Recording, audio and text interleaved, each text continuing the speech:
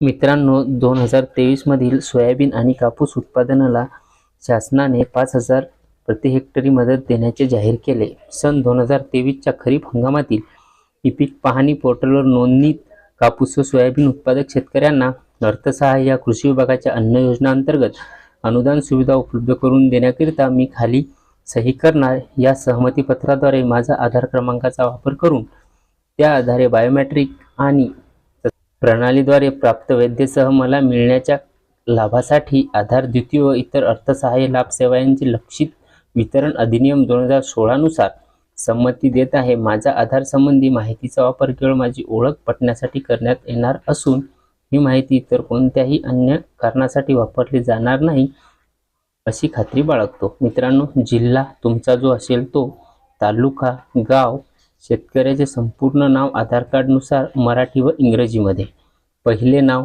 मधले नाव, आडनाव, खाली इंग्लिशमध्ये जसं आधारवर असेल तसे, फर्स्ट नेम, मिडल नेम आणि सरनेम. आधार कार्ड इंग्रजीमध्येच टाकायचे, मराठीत लिहू नये.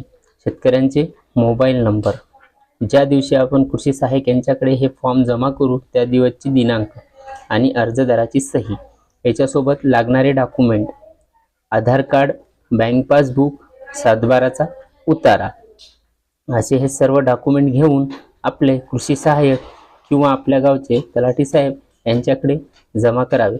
धन्यवाद. भेटूया नेक्स्ट व्हिडिओमध्ये.